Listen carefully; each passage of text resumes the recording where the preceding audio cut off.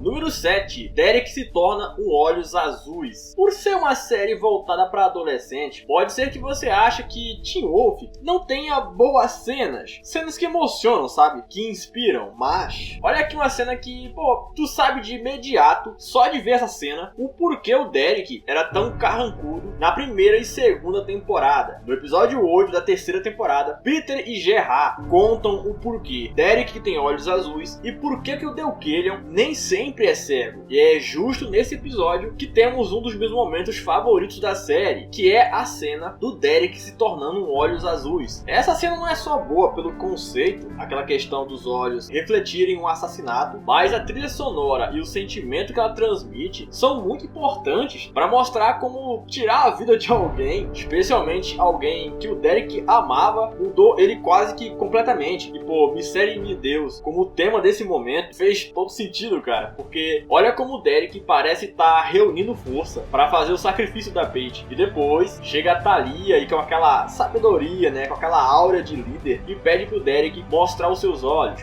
Combinou demais. Número 6. Scott estava disposto a matar por seu bando. Agora é aquele momento em que você passa a olhar o Scott bem diferente, que acontece ali no episódio 13 da quinta temporada. Depois do Theo e os Doutores do Medo separarem a alcateia do Mokol, nosso alfa genuíno começa a reunir um por um os membros da sua alcateia. E quando Scott e Styles vão buscar a Kira, o Scott revela que, era ele que deveria ter matado e não o Styles. Lá na quinta temporada, infelizmente, o Styles acaba sem querer matando o Donovan. E ainda por cima, ele vai lá e esconde isso do Mokol. E nessa conversa de ambos, o Scott fala que uma hora ou outra ele sabia que alguém do seu bando iria matar. Ele sempre soube disso. Porém, era ele que deveria matar. Porque, verdade seja dita, é o Scott que sempre banca o herói, né? E acaba que muitos dos membros do seu pack se colocam em risco para salvar pessoas que nunca nem sequer conheceram. Era óbvio que uma hora alguém ia perder a mão e acabaria matando. Só que o Scott sempre se convenceu que, na hora H, ele seria o assassino. Porque, de fato, é ele que tem essa responsabilidade, né? E olha que a responsabilidade pelos atos dos membros da sua alcateia é dele mesmo. Escola Irving de liderança. O líder é responsável pela vitória e pela derrota do seu time também. Não importa se foi culpa ou não dele. Ainda é responsabilidade do líder. É que eu sempre pensei que, se fosse pra acontecer, devia ser eu.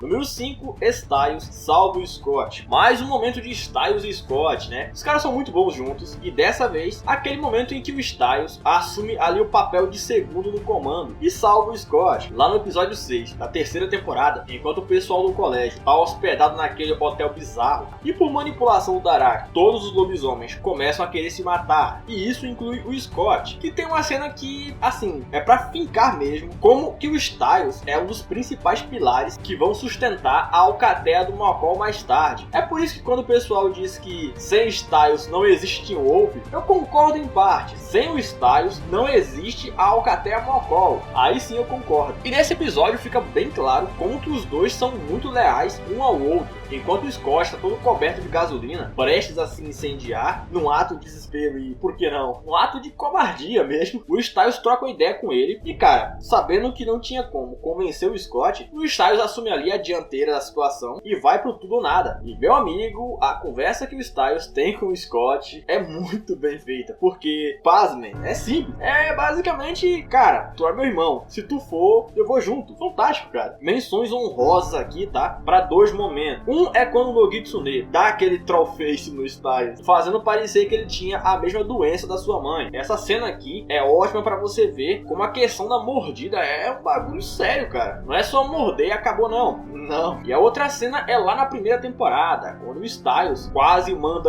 com grandes poderes vem grandes responsabilidades. Número 4. Jackson entende porque o Scott é o alfa. Segunda temporada agora. Sim, Scott já era um alfa. Eu vou fazer um vídeo ainda explicando por que o Scott sempre foi o alfa. Calma aí. Mas enfim, vamos lá pro episódio 6 da segunda temporada. Ali já no final do episódio, o Styles, Allison e Scott estão discutindo o que fazer com o Jackson, porque eles não sabem o que fazer com ele. Aqui o Styles tem uma ideia que, seria a coisa mais rápida a fazer, né? Que é matar o Jackson na forma humana, antes dele se transformar em Kahneman. Claro que o Scott vai dizer que não, e que apesar do Jackson tá fazendo muita merda como Kahneman, ele não não sabe o que tá fazendo, ele tá sendo controlado. Mas não é só isso que faz esse momento ser bem interessante. Ah não, é que o Jackson tá ouvindo. Poxa, ele até deixa escapar uma lágrima, porque verdade seja dita, velho, o Jackson é um porre a série toda. Só lá na 6ª temporada, bem brevemente, que ele parece minimamente tragável. Mas mesmo assim, olha aqui como é que o Scott ainda quer salvar o cara. Poxa, quase ninguém lembra dessa cena, velho, mas é um dos melhores momentos da 2ª temporada. Tu lembrava dessa cena? Deixa aí nos comentários. Número 3, o primeiro uivo de Alpha. É, rapaz, pra quem só sabe rugir bonito, Scott teve problemas pra aprender a rugir, pra ele sair disso. Só pode ser brincadeira. Pra isso aqui.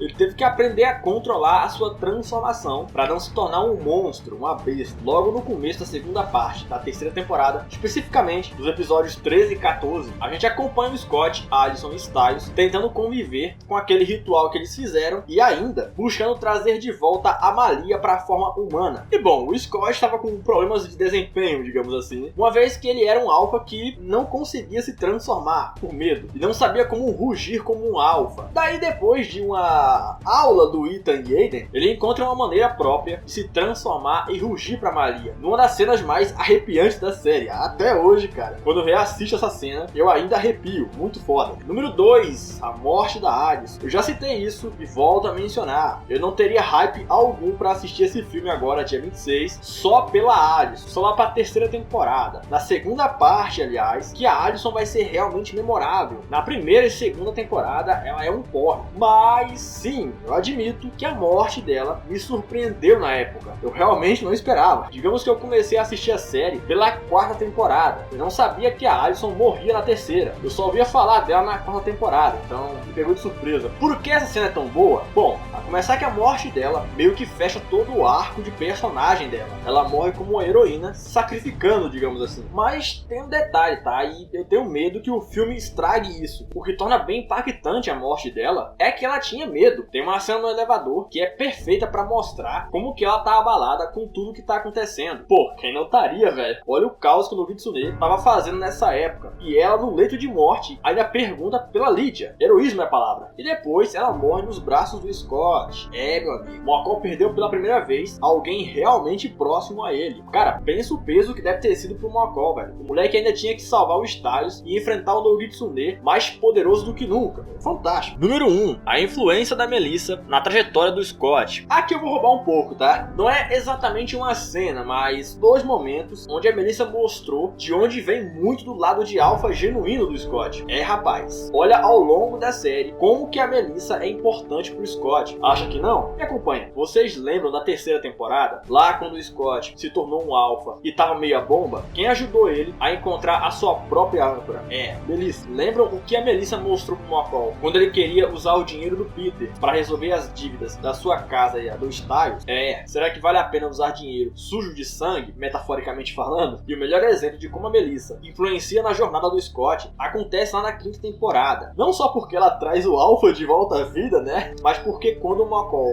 perde toda a sua alcateia pro plano do Theo, tu lembra o que foi que ela falou? Saca só o que ela diz. Todo líder passa por perdas. Às vezes mais do que ele acha que aguenta. Dessa vez eu perdi todo mundo. Vai trazê-los de volta. Tem que trazer. Por que eles voltariam? Porque você é o líder deles. E mesmo quando um líder acha que não tem mais nada a oferecer, sempre resta uma coisa: esperança. Tá aí, cara, eu acredito que a Melissa seja um dos principais motivos pro Scott ter se tornado um alfa genuíno, porque ela, ao longo da série, influencia muito, mas muito mesmo, na bússola moral do Scott, e por que não, né, nas principais decisões dele. Basta ver como ela tá quase sempre próximo dele, naqueles momentos mais difíceis. Isso é... Cala a boca! Ele é forte demais pra morrer assim. Vamos, você consegue. Você é um alfa. Você é um alfa! Vamos, Scott, ruge! Vamos! Vamos, Scott! Ruge!